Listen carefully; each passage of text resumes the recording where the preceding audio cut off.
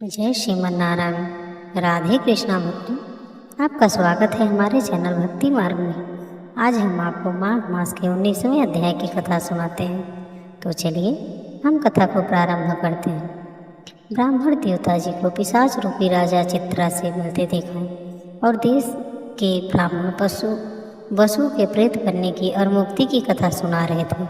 अब आगे ब्राह्मण देव जी कहने लगे, एक प्रकार उन्हें प्रेत रूपी वासु ब्राह्मण ने एक समय मार्ग में एक पथिक को देखा जो 2 गगरियों में त्रिवेणी का जल था और आनंदपूर्वक भगवान के चरित्र को गाता हुआ जा रहा था। प्रीत ने उसका मार्ग रोक कर देख कहा, तुम डरो मत, एक गगरी का जल मुझको पिलाओ, मैं बहुत प्यासा हूँ, नहीं तो मैं तुम्हारे प्राण ले लूँगा। और इसके बाद ऋषि बोले कि वह प्रेत रूपी ब्राह्मण पत्र की नहीं। यह वचन सुनकर कहने लगा, हे ब्राह्मण पथिक, मेरे ऐसे होने का कारण सुनो। मैंने कभी ब्राह्मणों को दान नहीं दिया, अत्यंत लोभी, क्रियाहीन, दूसरों को अन्न पर पड़ने वाला। मैंने कभी किसी को भिक्षा नहीं दी, ना ही कभी दूसरों को दुख से दुखी हुआ। मैंने कभी प्यासे प्राणियों को जल भी नहीं पिलाया, ना ही कभी किसी को छाता, जूता आदि कुछ दान किया। कभी किसी को जल का पात्र, पान या औषधि भी नहीं दी। ना मैंने अपने घर में कभी किसी अतिथि को ठहरा कर उसका सत्कार किया। अंधे, वृद्ध, अनाथ और दीनों को कभी मैंने अन्न से संतुष्ट नहीं किया और ना ही किसी रोगी को रोग मुक्त किया। ना कभी ब्राह्मणों को दान दिया, ना कभी अग्नि में हवन किया। वैशाख आदि मास में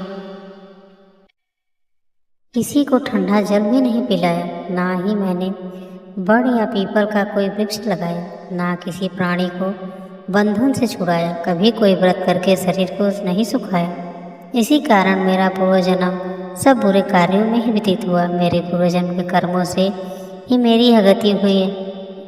इस वन में व्याघ, भेड़ियों से बचा हुआ मांस या जंतुओं को खाने से गिरे हुए फल, वृक्षों पर लगे हुए सुंदर फल तथा झरने का सुंदर जल ही मिलते हैं, परंतु अपने बुरे कर्मों की वजह से मैं कुछ खा नहीं सकता। सर्प की तरह केवल पवन भक्षण करके जीवन व्यतीत करता हूँ। बल, बुद्धि, मंत्र, पुरुषार्थ से हानि, लाभ, सुख, दुख, विवाह, मृत्यु, जीवन, भोग, रोग तथा वियोग में केवल भाग्य ही कारण होता है। कुरूप, मूर्ख, कुकर्मी, निंदित तथा पराक्रम से हीन मनुष्य भी भाग्य से ही राज्य भोगते हैं। काले, लूले, लंगड़े, नेत्रहीन, निर्गुण, नपुंसक भाग्य से ही राज्य प्राप्त होता है। एक पर्वत पर भी बलवान रक्षा पिशाच रहते हैं। कभी कभी कोई न कोई वन में फिरते हुए अपने कर्म के अनुसार प्राप्त कर लेते हैं, पर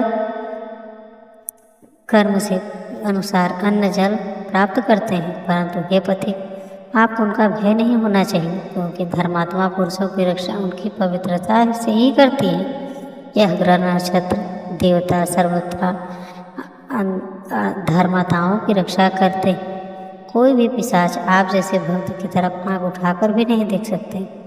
जो नारायण भगवान की भक्ति से पवित्र रहता है, उसको प्रीत, भूत, पिशाच टूटना कोई बढ़ा नहीं दे सकता। भूत उसको प्रेत, पिशाच, पूतना कोई बाधा नहीं दे सकती। भूत, बेताल, पिशाच, गंधर्व, काकिनी, शाकिनी, ग्रह, देवत, यज्ञ, मातृ ग्रह, भयंकर ग्रह, कृत्या, सर्प, कुष्मांड तथा दूसरे दुष्ट जंतु पवित्र वैष्णव की तरह देख भी नहीं सकते। जिसकी जिह्वा पर गोविंद का नाम, हृदय में वेद और स्तुति विद्यमान है, जो पवित्र और दानी है, उनको कभी भय नहीं हो सकता। हे पथिक, एक बार मैं जमवालिनी नदी के किनारे पर गया था। वहाँ घूमते घूमते मैंने एक सरस के वचनों को सुना, जिससे मैं संतोष से अपने कर्मों का फल भोगता हुआ यहाँ रहता हूँ, और ये सब सोचकर मैं शोक भी नहीं करता। उस प्रेत रूपी ब्राह्मण वासु की बात सुन कर वह पथिक कहने लगा, हे प्रेत, तुमने सारस के वचन किस प्रकार और क्या सुने थे, सो कृपा करके कहिए। प्रेत कहने लगा, इस वन में कुम्हार नाम के नदी पर्वत से निकली है। एक समय मैं घूमता घूमता उस नदी के किनारे जा पहुंचा और थकावट दूर करने के लिए वहां पर ठहर गया। मैंने देखा उसी समय लाल मुख और तीखे दांत वाला एक बड़ा बब्बर वृक्ष से उतरकर जल्दी से वहाँ पर आया जहाँ पर एक सारस सोया हुआ था। उस चंचल बंदर ने कई पंछियों को देखकर उस सोए हुए सारस को दृढ़ता से पैरों से पकड़ लिया और उसे देख और एक पक्षी उड़कर वहाँ से चले गए। परंतु उस नदी के सरस सारसी भयभीत होकर विलाप करती हुई वहीं रुक गई। नदी के दूर होने तथा भय से नेत्र खोलकर सारस ने बंदर को देखा। मधुर वाणी से कहने लगा, हे बंदर, तुम बिना अपराध मुझको क्यों दुख देते हो? इस संसार में राजा भी केवल अपराधियों को ही दंड देता है। तुम्हारे जैसे श्रेष्ठ प्राणी किसी को पीड़ा देते हैं।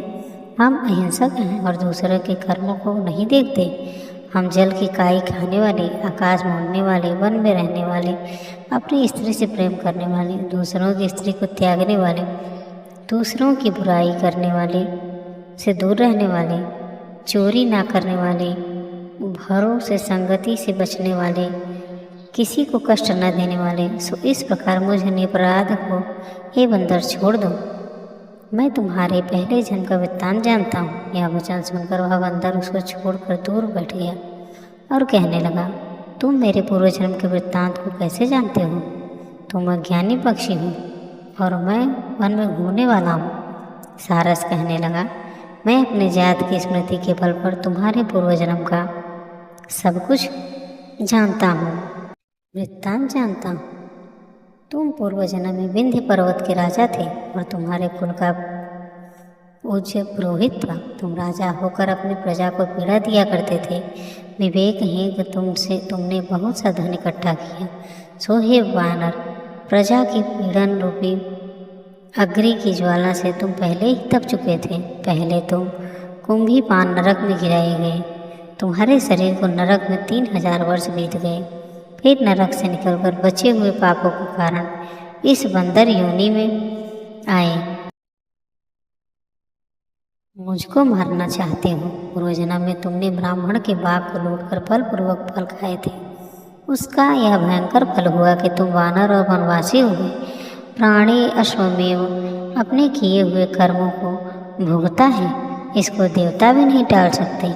इस प्रकार मैं सारस का जन्म लेकर भी अज्ञान से मोहित नहीं हुआ।